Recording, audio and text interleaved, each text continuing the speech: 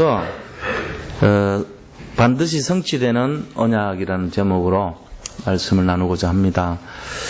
이번 주간에 우리가 참된 축복을 누리는 참된 축복 인생에 대해서 말씀을 나눴습니다. 진정한 내용은 아브라함을 통해서 우리가 살펴봤는데, 결론적으로 말씀을 드리면은, 아브라함이 그렇게 축복을 누리는 제일 첫 번째 시작이 뭐였냐면은, 말씀을 따라가는 삶이었어요. 그 말씀이 바로 언약인데, 그 언약은 하나님과 인간 사이의 계약을 말하는 거죠. 근데 우리가 이 언약은요, 세상 언약은 이게 양쪽이 1대1의 관계에서 맺는 언약이지만, 하나님과 인간이 맺는 언약은 달라요. 그거는 바로, 절대적인 언약이라고 볼 수 있어요. 그래서 그 언약의 내용은 하나님이 일방적으로, 작정하시는 언약이에요. 다시 말하면 하나님의 생각이에요. 우리가 무슨 그 언약에 관여할 수 있는 입장이 전혀 없다는 것입니다. 이게 달라요. 세상 언약은 이렇게 서로 상대방과 내가 절충을 하고 그 사이에 조율이 있어요.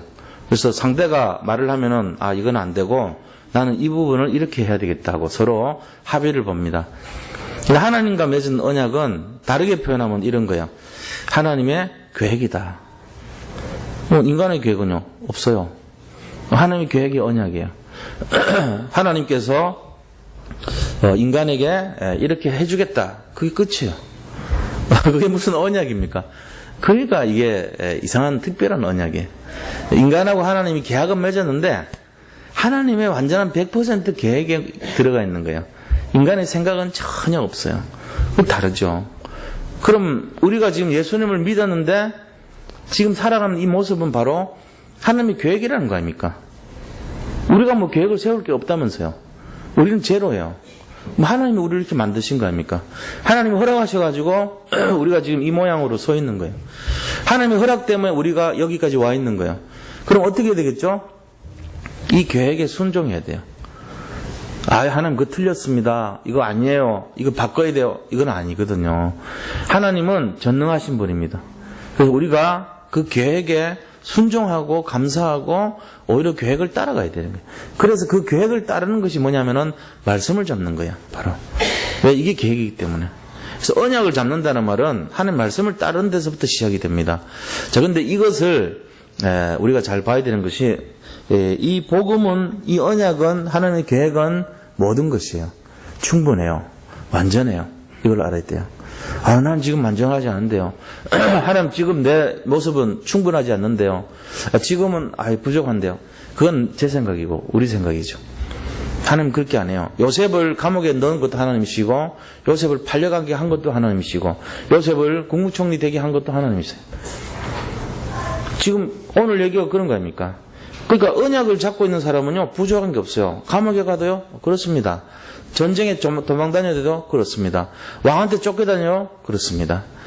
정말로 나라의 모든 민족이 죽임을 당하는 직면에 서도요? 그렇습니다. 하나님을 진짜로 믿으면은 그게 전부 다 하나님 계획인 것을 딱 잡아야 돼요. 그 언약을 잡았다는 말은 내 계획을 잡는 게 아니고 하나님 계획을 잡는 거예요. 주도권을 하나님께로 넘긴 거를 말해요. 거기서부터 시작해야 돼요. 우리가 조금이라도 내 거를 갖고 내 계획 바라보면은 실패합니다. 그건 마치 뭐하고 같냐면은, 요셉을, 28살 때 구해주는 거하고 똑같은 일이고요. 나이 30이 돼야지 고위간직이 되는데, 28살에 구해주는 거하고 똑같아요. 또 요셉을 감옥에 안 넣는 거랑 똑같아요. 요셉을요, 이스라엘에서 잘 먹이고, 좋게 해서 훌륭한 농부가 되도록 만드는 것이, 내가 도와줘야지 하는 사람의 생각일지 몰라도, 그렇게 하는 것이 하나님 언약을 가리는 줄 몰라요, 자기는. 이거 도와줘야지 되는 거다. 그게 하나님 언약을 가리는 거예요. 지금 누군가가 고생을 하고 있는데 그 고생하는 것이 하나님 계획이에요. 왜요? 그렇게 해야지 갱신되고 개혁되고 뭔가 일어나는 거예요. 다시금 새롭게 되는 거예요. 그런데 그거를 누가 좋게 막아줘야지. 이렇게 하면 안 되지. 그 도와주는 게 아니라니까요. 어떤 사람이 계속 고생을 해야 되는 이유가 있는데 고생하는 거를 도와준다고 옆에서 자꾸 도와줘요. 그럼 망치는 거예요, 잘못하면은. 하나님 계획은 그런 것이 아니에요. 고생하는 것이고 어려움 당하는 것이고 또 정말 지긋지긋한 인생을 사는 것이고 지옥 같은 터널을 통과하는 것이. 그게 하나님 계획일 수 있다니까요. 근데 그거를 가지고 어떻게 생각합니까?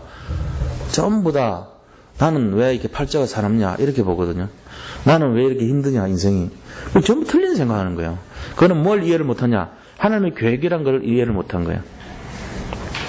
어떤 면에서는요. 사람이 가장 높아질 때가 언제인지 아세요? 사람이 가장 높아질 때가요. 가장 낮아질 때예요. 그게 무슨 궤변입니까? 스프링을 한번 생각해 보세요. 스프링을 최고로 낮추면요. 뭐가 생기냐면은 그 반대로 튀어나오려고 하는 힘이 생겨요. 우리 인생이요. 가장 힘들다고 할 때 그때요. 뭔지 모르지만 내 속에서 강하게 탁 튀어나오고 싶은 그 힘이 있다니까요. 가장 낮을 때요. 최고로 뭔가 기대해야 돼요. 사람이 제일 아래로 처박혀 있을 때 뭐가 생겨요?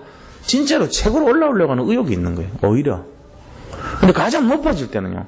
떨어질 일만 있죠. 마찬가지잖아요.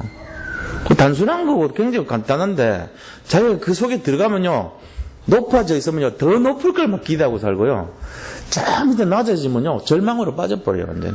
포기해버려요. 그게 실제적인 현장의 얘기입니다. 그렇게 하면 안 되죠. 하나님 입장에서 바라보세요. 우리가 틀린 것이 예수를 믿는다고 하면서도 틀린 것이 복음은 안전하고 복음은 모든 것이고 복음은 충분한 것인데 하나님 입장에서 생각 안 해. 하나님 입장에서 생각할 때 제일 중요한 게 뭐죠? 하나님 입장에서 생각하실 때 우리가 제일 힘을 버릴 때가 하나님이 최고로 역사할 시간표예요. 하나님 입장에서 생각할 때 제가 살아가지고 막 빠득빠득할 때 못 도와줘요. 감당을 못해. 그럼 어떻게 해야지 되죠? 지가 힘 다 빼고 지쳐가지고 아무것도 못한다고 할 때 그때 이제 기다리는 거죠 뭐. 애들 키울 때도 그렇잖아요. 지가 하겠다고 막 하면 감당이 안 돼요.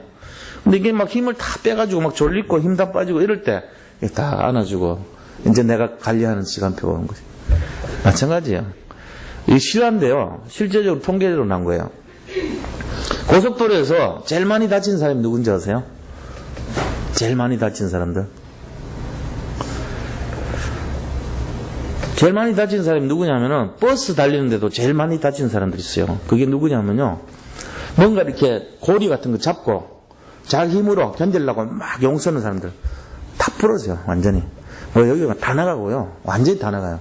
그럼 제일 살아날 확률이 많은 사람이 누구냐면은 그냥 엄마한테 뱃속에 있던 모습 그대로 그 엄마 뱃속에 어떻게 있냐면은 머리를 이렇게 숙이고 다리를 무릎을 이렇게 다 이렇게 해가지고 다리를 이런 식으로 배에다 붙이고 옹그리고 있는 그 자세요.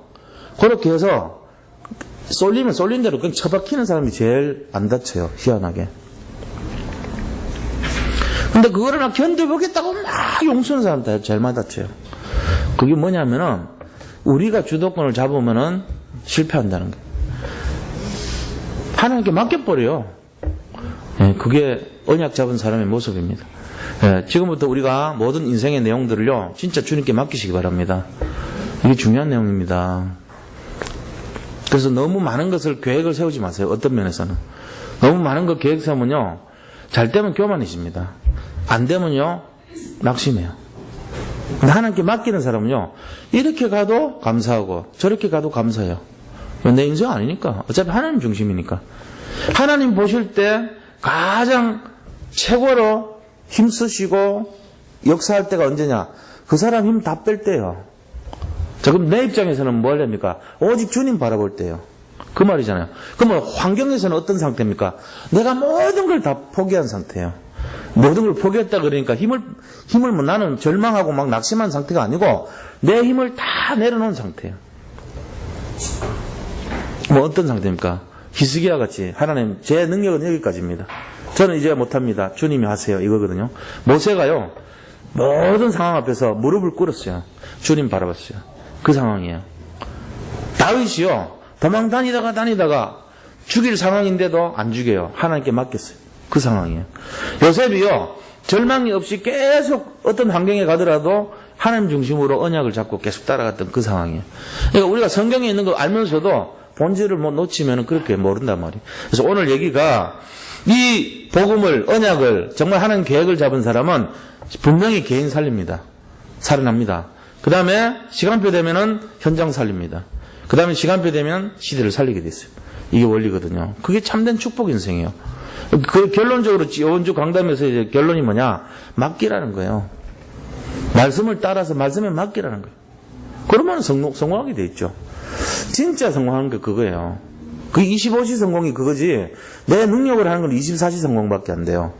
다시 말하면은, 내 능력으로 하는 거는, 우리 인간의 노력 가지고 하는 결과예요. 그거는요, 우리가 갖고 있는 능력, 우리의 힘, 그런 수준의 응답을 다 받겠죠. 근데 하나님 능력은 그게 아닙니다. 항상 25시의 능력을 갖고 있어요. 홍해를 우리는 못 갈라요. 우리가 할 수 있는 수준은 그냥 홍해에서 뭐 이렇게 조금 할 수 있는 게 뭐 없잖아요. 바다를 어떻게 합니까 우리가? 그냥 뭐 진짜 조금 이렇게 견디는 수준 아닙니까? 지금 이렇게 첨단을 가는 이 시대에도 배 하나 넘어졌는데도 못 건져가지고 다 죽였는데, 옛날 그것도 수천 년, 3천 몇 년 전에 홍해 갈랐다니까요. 말이 됩니까? 홍해가 갈라졌어요. 그런 역사가 일어나는 거예요. 그게 25시예요. 지금으로 말하면은 우리 그 배가요, 넘어져 있을 때, 몇 시간 동안 있을 때 뭔가가 와서 진짜 이거를 들어 올리든지 배가 다 살리는 게 그게 25시란 말이에요. 우리 인간의 힘으로는 안 되죠. 또 25시가 안 나타나요. 물론 계획이 있겠지만은 우리 자신들 인간의 한계를 보잖아요. 이번에도 아무 능력 없었어요. 단 한 명도 살리지 못했어요. 이게 현실입니다. 25시 봤습니까? 우리는 전부 철저하게 24시밖에 못 봤어요. 이번에 왜 그렇죠? 그게 우리 한계란 말이에요. 25시의 능력이 나타난다면 여리고를 무너뜨리고 요단을 가르고 그런 역사가 일어날 거 아닙니까? 용광로 속에 들어가도 안 타고 도저히 이해할 수 없는 처녀가 잉태해서 알을 낳고 물 위를 걸어다니고 예수님이, 이게 25시란 말이에요. 그래서 이런 능력이 언약을 잡는 사람에게 있어요. 지금 우리가 이거 알아야 합니다. 하나님은 언약 잡은 이거를 통해서, 반드시 언약 잡은 사람을 통해서 한 시대를 회복합니다. 언약을 진짜로 잡은 사람을 통해서 그 가문, 현장, 지역, 나라 다 회복합니다. 우리 교회 여기 있는 분들 통해 갖고 세계 살릴 수 있습니다. 그걸 믿으셔야 돼요.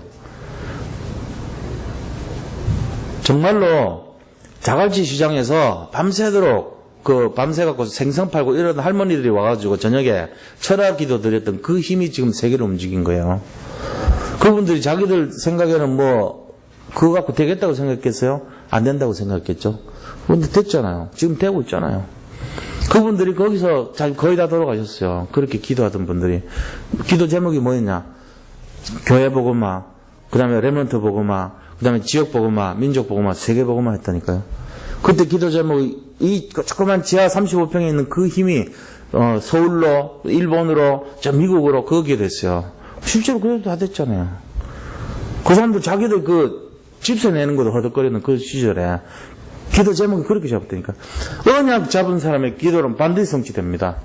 우리 오늘 이 밤에요, 좀 입을 크게 열고 한번 해보세요.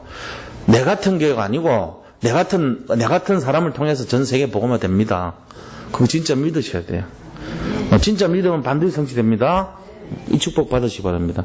자, 그래서 오늘 창세기 42장에 나온 내용이 뭐냐면은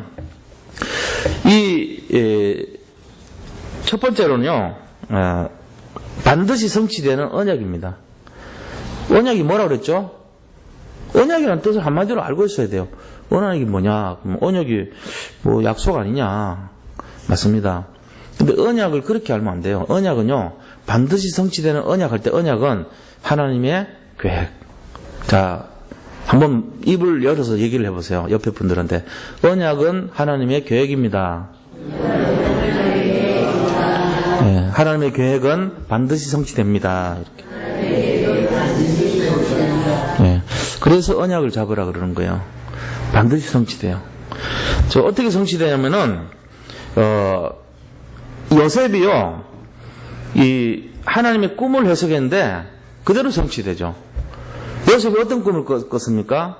요셉에게 하나님이 이 꿈을 내용을 보여주신 거예요. 바로가 꿈을 꿨는데 막 이렇게 보세요. 그 꿈을 두 가지를 꿨잖아요. 그 굉장히 풍년에 대한 그런 내용과 흉년에 대한 내용이었는데 첫 번째 풍년에 대한 꿈보다는 다음에 오는 흉년에 대한 꿈이 더 큰 거예요. 그걸 막 잡아 삼키는 그런 꿈을 꿨어요. 그러니까 이 7년 풍년 뒤에 그 다음에 7년 흉년이 오는데 앞에 있는 풍년보다도 흉년이 더 큰 그런 꿈을 꾼 거예요. 이 두 개의 꿈이 다 같이 한 가지를 나타냈더란 거예요. 근데 그대로 오늘 앞에 있는 53절부터 57절까지 보니까 애굽 땅에 7년 7회 풍년이 그치고 요셉의 말과 같이 7회 흉년이 들기 시작하며 각국에 기근이 있으나 애굽에는 먹을 것이 있었더라. 왜요? 그 중에 세를 받아가지고 창고에다가 전부 다 그걸 비축을 했던 거예요. 요셉의 말대로 그대로 다 된 거예요. 언약을 잡았던 요셉이 꿈을 풀었는데 14년 동안 그게 그대로 성취돼요. 놀라운 사실 아닙니까? 우리가 약속의 말씀을 할 수는 있어요. 그거를 가지고 요새 보면은 공약이라고 그러잖아요. 좀 있으면 이제 선거 막 하잖아요. 선거할 때 이 정치인들이 하는 게 공약이죠. 공개적으로 이제 약속을 하는 거예요. 자, 그걸 해서 뽑혔어요. 뽑혀가지고 100% 공약 성취되는 사람이 있습니까? 제가 지금까지 본 모든 정치인들은요, 공약을 남발하는 사람들이 많았어요. 그대로 하는 사람 거의 없어요. 그러니까 막 무조건 막 어떤 면에서는 막 안 되는 공약도 막 해놓고 보는 수도 있어요. 표를 얻으려고. 그런데 요셉은 그렇지 않았어요. 만약에 요셉이 노예 출신인데 자기가 일종의 공약한 거 아닙니까? 전체 앞에서 그 세계 최대 강대국 있잖아요. 그때 당시에. 지금 여기서 애굽에서 이집트에서 나온 유물이요. 전 세계 박물관에 거의 반을 다 이집트 거예요. 지금도. 그만큼 이때 이집트가 전 세계를 영향을 어마어마하게 끼치다는 거 볼 수 있잖아요. 그런 애굽의 국무총리란 말이에요. 그냥 이게 일반적인 약속 가지고 되는 게 아니잖아요. 요셉이 한 말 한마디는 정말 목숨을 내놓은 그런 약속이란 말이에요. 그런데 만약에 흉년이 처음부터 먼저 오고 막 뒤에 풍년 거꾸로 오고 막 이런 식으로 약속이 거꾸로 된다든지 아니면은 아무런 역사가 안 일어난다든지 14년 동안 약속한 건데 하나도 안 만들어날 수도 있잖아요. 꿈이면 맞습니까? 안 맞을 수 있잖아요. 그럼 어떻게 되겠어요? 요셉 죽는 거죠, 뭐, 어떻게 되기는. 그래서 거짓말장이 되는 거예요. 공약을 남발한 수준이라고 그냥 사람들이 국무총리 계속 하게 하는 게 아니고, 왕이, 바로가, 야, 저 사기꾼을 바로 처형시켜라, 이렇게 나오는 거예요. 생각해 보세요. 요셉은 자기 꿈꾼 대로 그대로 맞아야만 살아남는 거죠. 지금 그런 상황이란 말이에요, 이게. 그런데 요셉이 뭘 잡고 있냐? 언약을 잡고 있다니까요. 그러니까 하나님이 되게 할 수밖에 없죠. 그대로 됐어요. 요셉의 꿈을 풀어준 대로 14년 동안 그대로 됐다니까요. 이게 중요한 거예요. 사실은 우리가 성경에서 홍해 갈라진 것보다도 더 큰 기적이 이겁니다. 꿈을 풀었는데 그대로 됐다니까요. 14년간이나. 이 쉬운 얘기가 아니잖아요. 5년 풍년 오고 8년 흉년 올 수도 있잖아요. 그런데 7년 흉년 오고 7년 풍년 오고 7년 흉년이 그대로 날짜까지 정확하게 왔어요. 이건 누가 했다는 얘기예요? 하나님이 하셨다는 얘기죠. 그러니까 다른 거예요, 이게. 이게 성경에 기록되니까 당연히 그렇다 하지만 실제로 우리 삶 속에서 한번 생각해봐요, 지금. 뭔가를 얘기를 해보세요. 아, 우리는 앞으로 어떻게 될 것이고 우리 가정은 앞으로 어떻게 될 것이고 내 사업은 어떻게 될 것이고 한번 얘기를 해보세요. 자신 있으면은. 기도하신 다음에 해보세요. 말대로 맞냐고요. 안 맞을 확률이 더 많을걸요. 근데 그걸 믿고 국무총리를 세워줬어. 한 나라를 맡겼다니까요. 그 사람 말 듣고. 근데 한 나라 말이 그 사람 말대로 안 될 수 있잖아요. 1년은 풍년인데 13년 동안 흉년이 오면 어떡할 거예요, 만약에. 그럼 죽죠, 뭐. 요셉은 죽는 거예요. 그러니까 요셉의 공약이라는 성격이 얼마나 위험한 공약인가를 알아야 돼요. 요셉의 예언이 얼마나 위험한 예언인가를 알아야 돼요. 왜 그렇죠? 나라를 책임지는 자리에 있단 말이에요, 지금. 그러니까 이거를 한치라도 틀리면 안 되는데 정확하게 맞았어요. 놀라운 기적입니다. 이게 바로 하나님 능력이에요. 우리가 이걸 봐야 돼. 그냥 지나가면 안 돼요. 저는 옛날에 막 지나갔어요. 읽고, 아, 그랬구나 하고. 생각을 해봐요. 아, 요셉은 어마어마한 축복을 받았구나. 요셉은 엄청난 능력 속에 있었구나. 이거를 딱 깨달아야 돼요. 우리가 그걸 안다면은 하나님은 전능하신 분 맞구나. 언약은 반드시 성취되는구나. 언약은 모든 것을 이루는 것이구나. 언약은 완전하구나. 언약은 충분하구나. 이거 깨닫는 거예요. 그래서 말씀을 따라가려고 그래요, 자꾸. 완전하기 때문에. 그래서 하나님이 반드시 성취된 언약의 증거로 요셉에게 그런 꿈꾼 그대로 말씀대로 됐던 것입니다. 그래서 그 나라에 기근이 오고 흉년이 오고 이게 이제 시작되고 다시 풍년이 오고 그 다음에 기근이 들고 이제 이 순서대로 그대로 약속한 대로 날짜까지 딱 맞았어요. 자, 그래서 요셉이 말이 성취됐죠. 또 42장 6절 보세요. 6절 보니까 때 요셉이 나라의 총리로서 그 땅 모든 백성에게 곡식을 팔더니 요셉의 형들이 와서 그 앞에서 땅에 엎드려 절하매. 이게 성취된 거예요. 창세기 37장에 보니까 이 해와 달과 11별이 내게 절하더이다. 볏집들이 나를 둘러서서 절하더이다. 이게 딱 그때 예언된 말씀 아닙니까? 그렇죠? 그런데 이 꿈풀이한 대로 어릴 때 꾼 그 꿈대로 형들이 자기한테 절한 게 성취되는 거예요. 약속의 말씀은 반드시 성취돼요. 우리가 이거를 굳게 잡으시기 바랍니다. 오늘 우리가 창세기 12장 1절로 3절의 말씀 받았잖아요. 본토 지척 아버지 집을 따라 내가 너에게 지시하는 땅으로 가라. 그래서 간 사람을 에클레시아라 그래요. 그걸 성도라 그래요. 뽑혀서 나온 사람이에요. 우리는 그래서 여기에 온 거예요. 지금 영적으로 가나안에 들어와 있는 거 우리가. 그런 사람에게 주는 축복이 뭐죠? 너는 큰 민족을 이루고 너를 축복하는 자를 축복하고 너를 저주한 자를 저주할 것이고 너는 복이 될지라. 그러면서 너로 말미암아 천하 만민이 복을 얻을 것이다. 그래 됐어요. 그 말씀을 우리가 그대로 잡고 있어야 돼. 이 언약이니까. 이 언약은 하나님의 계획이라는 거예요. 언약은 하나님의 약속이고 하나님의 계획이에요. 이거는 반드시 성취돼요. 이걸 굳게 잡으시기 바랍니다. 우리도 똑같이 응답받아요. 그걸 놓치지 마세요. 진짜로 그렇게 됩니다. 그래서 꿈은 그대로 성취되는 것이고 꿈꾼 대로 된다는 것을 요셉은 믿었습니다. 요셉은 항상 그 꿈이 성취되는 그 사실을 잊지 않고 있었어요. 반드시 언약은 성취된다. 이 믿음이 있었던 거예요. 그래서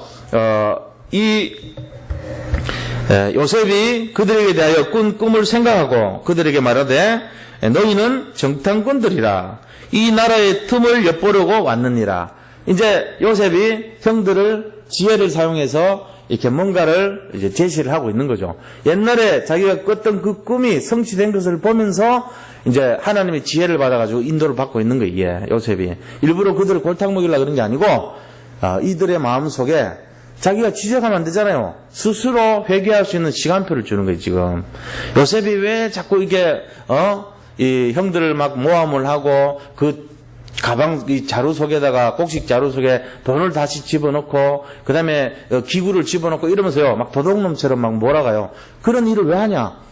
요셉 스스로 안에서 있던 그거를 원수를 갚는 그런 게 아니고 형들이 과거에 요셉을 힘들게 했던 그 사건, 요셉을 팔아넘기고 요셉을 구덩이에 집어넣고 했던 그 사건을 자기들 스스로가 회개하고 다시 한번 각성하고 다시금 뉘우치는 시간을 주려고 했던 거예요. 사실은 이런 시간표거든요. 그래서 우리가 오늘 여기서 보는 것이 언약은 반드시 성취되는구나. 이걸 잡으시기 바랍니다. 말씀 그대로 성취됩니다. 진짜로. 그래서 실제로 믿음의 사람들이 우리가 단 한 명이라도 있으면 가정 살아납니다. 믿음의 사람 그 한 사람 때문에 우리가 있는 직장이요 힘을 얻어요. 믿음의 사람 한 명의 정말 그 믿음 때문에 우리 하는 사업이요 축복을 받게 돼 있어요. 이상하죠? 그 옛날 사람들도 보면은 이렇게 복음을 진짜로 누리는 사람들 보면은 잘된 사람들이 되게 많아요. 우리 이 해가 지지 않는 영국, 그 다음에 대영 제국이라고 그랬죠. 그 다음 또 뭡니까? 프랑스 속에 이 칼빈 같은 사람이 나오니까 프랑스가 강대국이 돼버렸어요.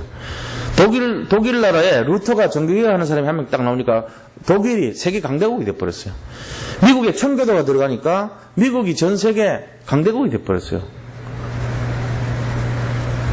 진짜로 복음을 누렸던 시절,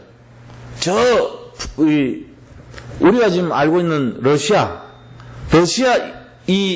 러시아라는 그 나라가요, 볼셰비키 혁명 일으켜가지고 러시아 왕조가 몰락을 하고 이제 완전히 공산주의가 들어갔잖아요. 공산주의 되기 전에 러시아는 어떤 시대였습니까? 우리나라 1894년도에 경복궁 앞에 거기 이 연못 있잖아요. 그 못에서 이 알렌이라는 선교사가 와가지고 발동기 돌려가지고 전등 하나 켜니까 사람들이 전부 박수치고 임금과 그 고위 대관들이 너무너무 신기하면서 태양이 어떻게 이렇게 밤에도 환하게 비추냐고. 그랬더니 우리나라 그 시절에 러시아는요 전국 98%가 기독교인이었어요. 그 사람들 그런 나라인데 에스컬레이터 다녔죠. 그때 똑같은 시대. 엘리베이터 다녔어요. 그 다음에 지하철 다녔어요. 말도 안 되는 얘기 같죠. 지금 우리나라가 러시아보다 잘 살잖아요. 수준이 높다니까 러시아보다. 물론 이제 뭐 일부 문화나 음악이나 미술이나 이런 거는 좀 떨어질지 몰라도 또 일부 과학은 그들이 앞서 있을지 몰라도 사는 분위기는 우리가 훨씬 나아요. 진짜로. 근데 그 러시아가 옛날에요. 우리나라 전등불 가고 박수치고 그 시절에 에스컬레이터 다니고요. 엘리베이터 다니고 지하철 다녔다니까요. 그럼 왜 저렇게 몰락했어요 지금? 이유는 한 가지밖에 없죠. 복음과 언약이 없어져서 그런 거예요. 지금도 우리 전 세계가 위기 가운데 있는 이유가 뭔지 아세요? 돈이 없고 뭐가 능력이 없어서 그런 게 아니에요. 복음이 사라져서 그런 거예요. 우리가 이거 진짜 잘 알아야 돼요. 진짜 우리 가정에 복음이 점점 희석된다. 망하는 첫 출발입니다. 그래 아시면 됩니다. 우리 아이들 마음속에 복음이 희미해진다. 아이들이 점점점 망해가기 시작한다. 그렇게 보시면 돼요. 근데 이상하게 아이들 마음속에 복음이 쫙 들어가 있다. 걔는 반드시 성공하게 돼 있어요. 우리 가정에 이상하게 복음 중심으로 회복되고 있다. 지금 안 돼도 관계없어요. 그런 건 중요한 게 아니야. 반드시 우리를 통해서 언약의 승리의 축복을 보게 돼 있습니다. 아무런 능력 없어 보여도 관계없어요. 왜? 하나님이 하시는 거 아닙니까? 우리가 이 원리를 아셔야 돼요. 진짜로 복음이 중요하다니까요. 복음의 자녀는요 절대로 망하지 않고요. 복음의 자녀는 반드시 승리합니다. 이거를 굳게 잡으시기 바랍니다. 그래서 아이들 심령 저 깊숙이에는 복음이 딱 들어가 있어야 돼요. 그래야 사는 길이에요 이게. 세상이 지금 너무 막 이렇게 막 다른 것들로 속이고 있잖아요. 이걸 중심으로 해야 돼요. 그게 바로 반드시 성취되는 언약의 이유입니다. 그래서 모든 것이 여기서 나와야 돼요. 하나님으로부터. 자, 큰 두 번째로 요셉의 지혜입니다. 오늘 본문 말씀 보면은 요셉이 굉장히 지혜로운 사람 아닙니까? 어떻게 14년 동안 그 예언이 그대로 맞을 수 있도록 정확하게 인도를 어떻게 바뀌었어요? 이거는 확률상 어려운 거예요. 그리고 다른 사람한테 속일 수는 있어요.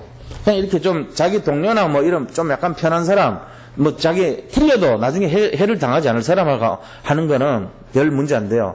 그런데 이거는 지금 왕한테 하는 얘기예요. 시대는 어떤 시대냐? 왕권 절대주의 시대예요. 지금 북한하고 비슷한 분위기인데 거기서 자기가 약속을 했다니까요. 예를 들어 이 민주주의 공화국에서 우리가 살 길은 7년 동안 흉년이 들고 7년 동안 흉년 드니까 세금을 받아가지고 창고를 짓고 풍년이 들 때 그 창고에 세금을 가지고 거둔 곡식을 다 준비해서 앞으로 14년을 대비해야 됩니다. 얘기를 했어요. 그러니까 위에서 김정일이나 김정은 같은 사람이 니 괜찮아. 니 경제장관 해. 하고 채웠어요. 그래가지고 막 자기 막 고요시하고 좋지. 근데 딱 1년 지났는데 흉년이 첫 판부터 흉년이 왔어. 얘 데려나가서 총살시켜. 바로 죽는 거죠 뭐. 그 지위 높다고 좋은 게 아니라니까요. 즉결 재판 넣은가요. 틀리면. 근데 이 요셉은 말했는데 하나도 안 틀리고 그대로. 누구 능력입니까? 지혜가 어디서 왔어요? 하나님한테서 왔어요. 요셉의 지혜는 전부 100% 하나님께서 왔어요. 그게 틀리지 않아요. 요셉은 마음대로 말한 적이 없어요. 요셉이 자기 지혜로 말한 적이 없어요. 전부 하나님 지혜예요. 그러니까 성공할 수밖에 없죠. 우리 이게 다른 겁니다. 요셉의 지혜가 하나님에게서 왔다는 것입니다. 창세기 41장 16절 보세요. 뭐라고 된지 같이 한번 보겠습니다. 앞 페이지에 요셉이 뭐라고 되시냐면 요셉이 바로에게 대답하여 이르되 내가 아니라 하나님께서 바로에게 편안한 대답을 하시리이다. 15절에 뭐라고 말했는데 이 대답합니까? 15절 보세요. 바로가 요셉에게 이르되 내가 한 꿈을 꿨으나 그것을 해석하는 자가 없더니 들은즉 너는 꿈을 들으면 능히 푼다 하더라.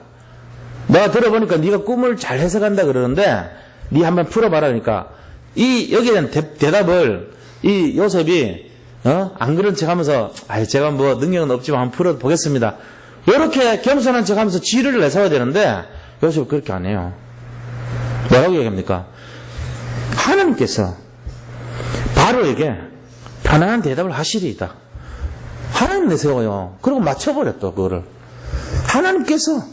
그럼 또 요셉 41장 25절 보세요. 뭐라고 되는지. 요셉이 바로에게 아뢰되 바로의 꿈은 하나라.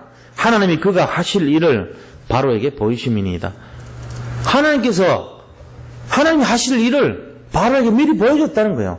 이것도 이 꿈의 내용은 전부 한 가지 내용인데 하나님이 앞으로 할 일을 바로 당신에게 보여준 겁니다. 듣는 사람 얼마나 기분 좋아요. 지 잘났다고 지 막 탁 내세워가지고 제가 이거 기도해보니까 이런 뜻입니다. 막 이걸 잡으십시오. 자기가 뭐 높아지게 자기를 강화하고 이런 게 하나도 없어요. 내가 한 것도 전부 하나님 힘 빌려서 한 거고요. 하나님이 하신 거예요. 나는 지혜 없지만 하나님이 도와주셔서 한 겁니다. 이거 한 거거든요. 자기 공로는 전부 하나님께로. 근데 우리는 어떻게 하냐? 남의 공로까지 빼서 지가 한 것처럼요. 직장생활 하는 사람도요, 남이 잘 기한 잘한 거 있으면은 지워. 그래가지고 기한 자, 지 이름 써놔. 지 실적으로 올려. 이게 우리 인간의 모습이에요. 추한 모습이에요. 그리고 자기가 뭔가 이렇게 잘해놓으면은 전부 남들 한 거 다 지우고 이건 다 내가 한 거다. 이런 말이에요. 그게 우리 모습이라니까요. 바로 이 요셉의 모습과 너무 달라요. 그러니까 복을 못 받죠. 이 요셉이 받는 축복은 이유가 있어요. 전부 하나님의 지혜를 인정했던 거예요, 요셉은. 그리고 요셉이 했던 모든 걸 하나님께로부터 왔다는 걸 앞세웠어요. 나중에 형들이 잡아간 걸 밝혀졌을 때도 형들 두려워하지 말라 그래요. 뭐랍니까?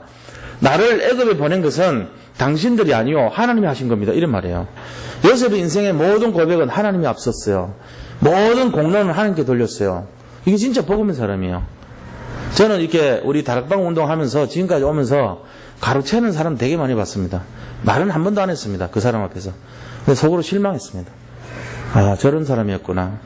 나는 그걸 마음이 깊이 두고 있어요. 사실은 잊어버렸어요. 지금은 잊어버렸는데 슬프더라고. 그거 보니까 저 사람이 결국은 얻으려는 게 뭔가 명예 아닌가.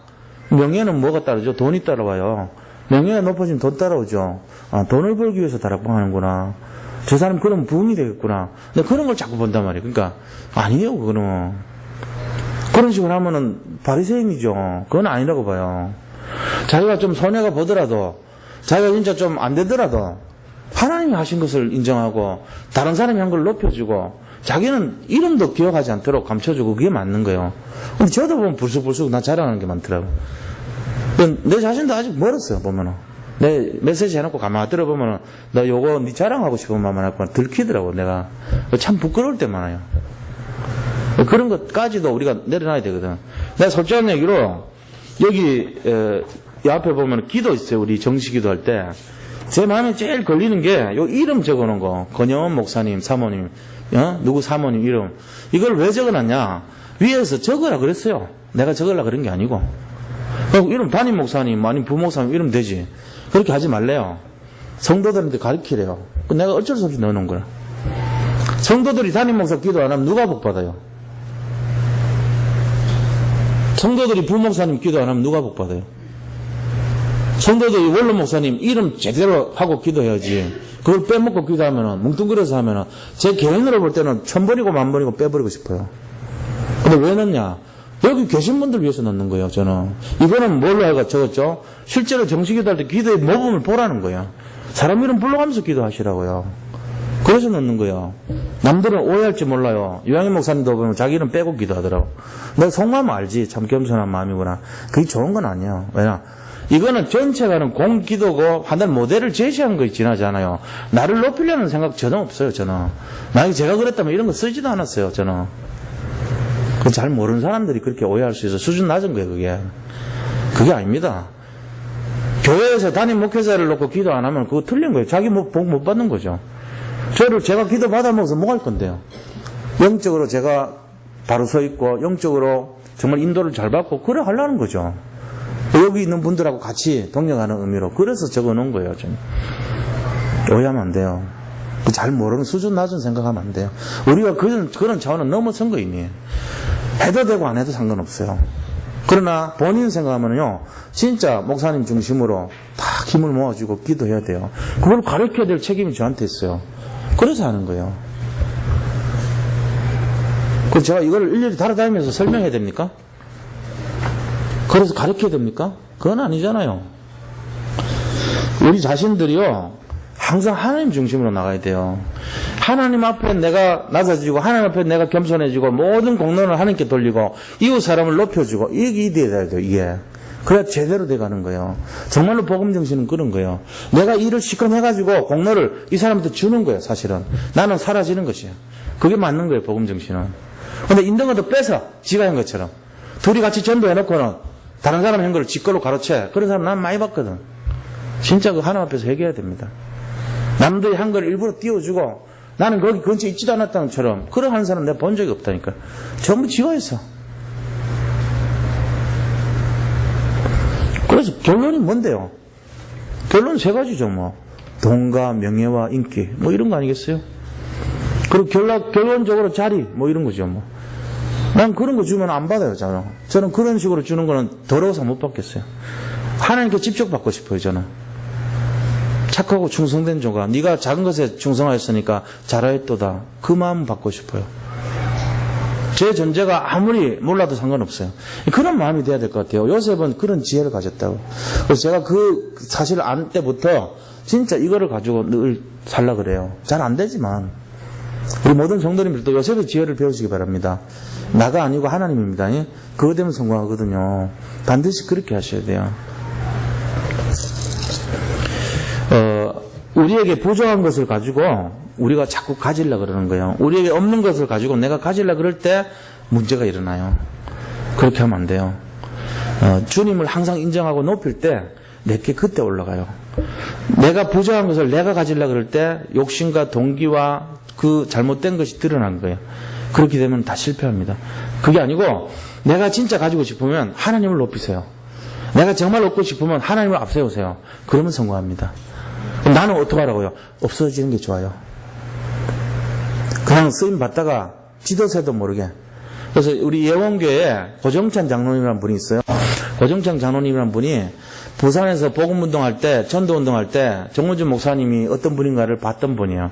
그러니까 이분이 서울에서 개척했다는 소리 듣고 서울까지 출장 왔을 때 예배드리러 온 거예요. 근데 그때 하필이면 성전 건축을 위해 가지고 이전하는데 작정하는 날이었어요. 그러니까 이분이 기도하다가 내가 그 성전 건축에 무조건 10분의 1을 내가 내겠다 이랬던 거예요. 근데 그 부지 사는데 14억이 들었거든요. 그러니까 1억 4천을 냈어요, 진짜로.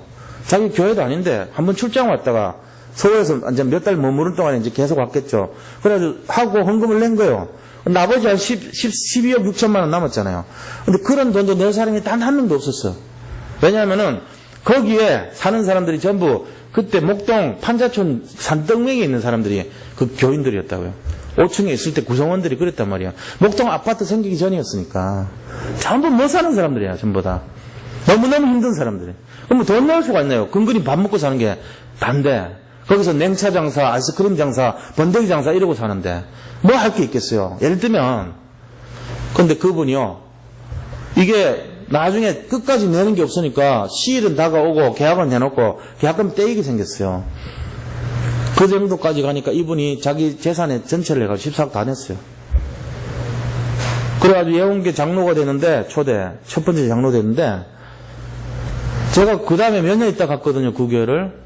그리고 옮기고 나서 그분 장로했을 때 있다가 몇 년 뒤에 가보니까 그분이 없어요.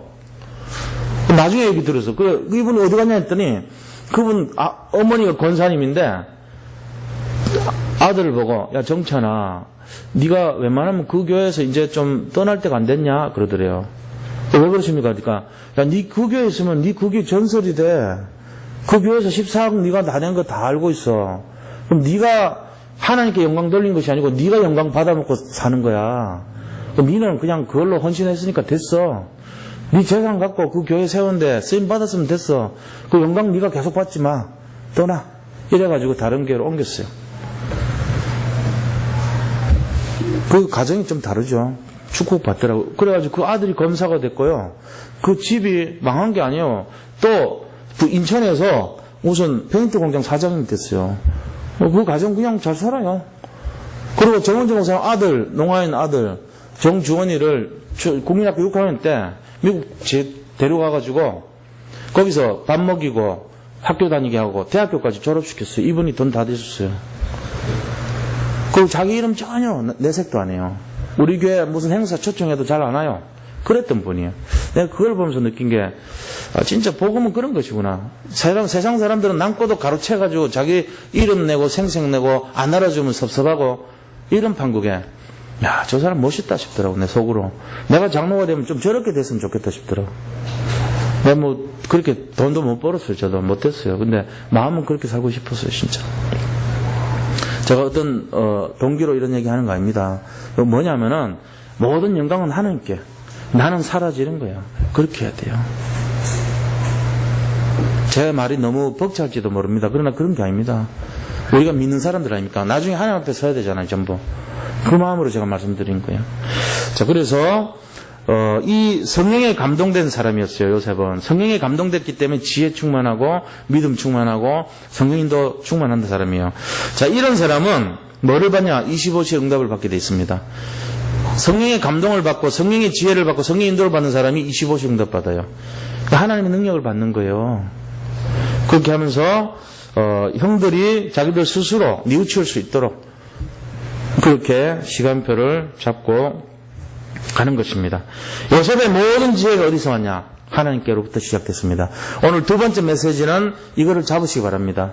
나의 모든 지혜가 내 인생의 경험이나 노력이나 능력 때문에 온 것이 아니라 하나님께로 왔다는 것을 고백하는 사람 되시기를 축원드립니다.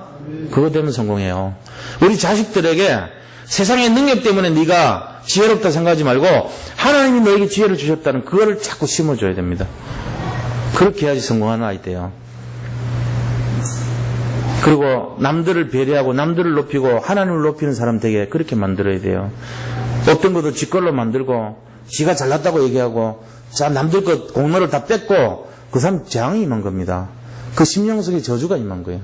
그런데 세상에 그런 사람이 너무 많아. 야바육군 같은 사람들. 그렇게 하면 안 돼요. 그건 결국 실패하는 거예요.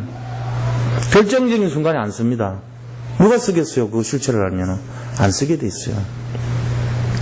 근데 사람이 안 쓰는 건 상관없어요. 밥 좀 굶으면 되는데 하나님이 버려버리면 갈 데가 없어요. 이게 문제라니까. 하나님 앞에서는 그렇게 하면 안 돼요. 하나님 앞에서는 진짜 모든 걸 하나님께 영광을 돌리고 나는 없어져야 돼요. 그게 맞는 거예요. 결론을 말씀드리겠습니다. 결론은 뭐냐면은 언약은 반드시 성취됩니다. 언약을 따라가는 인생 되시기 바랍니다.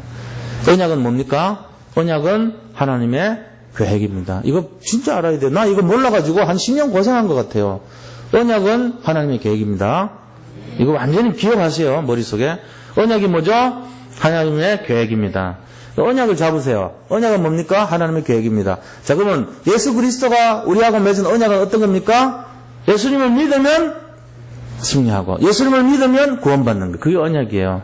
왜 하나님 계획이 그런 거예요. 예수를 통해서 승리하고 예수를 통해서 구원받는 게 그게 언약이에요.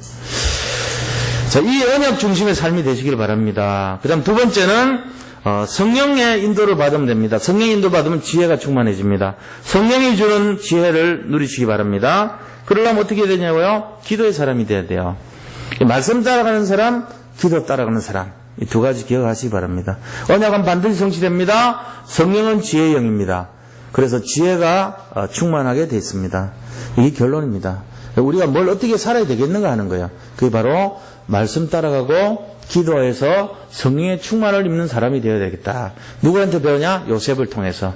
오늘 이 내용을 가지고 오늘 또 승리하시길 축원드립니다. 자, 우리 같이 한번 기도하겠습니다. 정말로 언약은 반드시 성취됩니다. 반드시 성취되는 언약 이거 잡고 정말 하나님 주신 지혜 속에 최고의 응답 누리기를 기도하겠습니다. 하나님 감사합니다. 오늘 말씀처럼 요셉이 바로 앞에 섰을 때도 정말로 하나님을 인정하고 하나님을 드러내고 하나님을 찬양한 것처럼 우리가 어떤 상황 속에서도 하나님의 모든 것을 찬양하고 하나님께서 정말 우리를 인도하신다는 것을 인정할 수밖에 없는 믿음의 사람이 되기를 원합니다. 오늘 이 밤에 우리가 기도할 때 정말로 성령을 의지하여 언약을 잡고 기도하기를 원합니다. 언약은 반드시 성취된다 하였사오니 그리스도께서 정말 우리의 삶을 인도하여 주옵소서. 홍해와 여리고가 무너지고 정말 이 모든 요단이 갈라지는 놀라운 축복을 25시의 축복을 누리는 밤 되게 하여 주옵소서. 예수 그리스도 이름으로 기도드립니다. 아멘. 우리 이 시간 우리 교회에서 잡고 함께 기도하는 시간 되겠습니다. 우리가 합심해서 기도하라고 했습니다. 오늘 이 나눠준 이 내용을 보시면서 진짜 한번 주여하고 같이 한번 기도하겠습니다. 주여 하나님, 우리 모든 성도님들 정말 다락방을 통하여서 말씀운동, 복음운동이 실제적으로 시작될 수 있도록 우리 전 교인이 말씀운동 속에 들어가게 인도하여 주옵소서. 다락방을 받고 다락방을 시작할 수 있도록 믿음을 허락하여 주시길 원합니다. 우리 석촌동 중심으로 집중 캠프하며 현장을 살리고 불광사와 미르감 또 원불교교당 석촌 고분의 역사는 모든 흑암의 세력을 결박하여 주시옵소서. 모든 성도님들이 본부의 훈련으로 들어가서 8가지 미션을 누리는 시작이 되게 인도하여 주시옵소서. 우리 대신방을 통해서 새 힘을 얻고 다락방의 응답을 받도록 역사하여 주시옵소서. 훌륭한 등록한 우리 모든 새가족분들이 교회에 잘 정착하고 복음의 뿌리 내리게 인도하여 주시옵소서. 환자분들께 치료할 영적인 힘을 주시고 회복을 위해 역사하여 주시기를 원합니다. 우리 윤여성 권사님, 또 김명수 성도님, 아버지 김미자 집사님, 또 강혜진 성도님과 권성민 권사님, 우리 박성남 안수 집사님, 김현석 성도님, 박영미 성도님의 회복을 위해서 기도하오니 아버지 정말로 그 질고를 주님께서 짊어지고 채찍에 맞음으로 나음을 입었다 하였사오니 말씀대로 성취하여 주옵소서. 오직 하나님을 앙망하는 자에게 새 힘을 주신다 하였사오니 오늘 이 밤에 홍해 갈라지는 역사를 보게 하여 주옵소서. 여리고 무너지는 축복을 보게 하여 주시옵소서. 우리가 믿음으로 기도할 때 그대로 응답되는 것을 믿습니다. 교회 위기 시대에 노예 집중 훈련을 통해서 1만교회 세우기 운동과 한국 세계 교회 영적 흐름을 바꾸는 교회 협력을 위해서 기도하오니 아버지 하나님, 우리 개척교회와 또 미자립교회를 도울 수 있도록 우리의 마음과 중심을 허락하여 주시고 정말로 아버지 하나님께서 이 모든 것들을 합력하여 교회가 세워지는 축복을 보게 하여 주시옵소서. 우리 산업인들을 통해서 하나님의 능력이 나타나고 렘넌트 사회 가울리 메이슨의 발판이 될 수 있도록 우리 모든 산업 선교회가 서문경제와 복음경제, 오행시의 지역과 선교기의 응답을 누릴 수 있도록 역사하여 주시옵소서. 렘넌트들을 위해서 기도합니다. 복음이 개인화되고 영적 서밋으로 세워지고 산돌 RUTC를 통해 렘넌트들이 홀리메이슨으로 세워진 응답을 보게 하여 주시옵소서. 아버지, 필라델피아 예일교회가 초대 안디옥교회의 축복을 누리며 다민족 복음화의 센터로 사용되게 하시고 문화사역을 통해서 전도의 문을 열 수 있도록 또 5가지 형태의 지교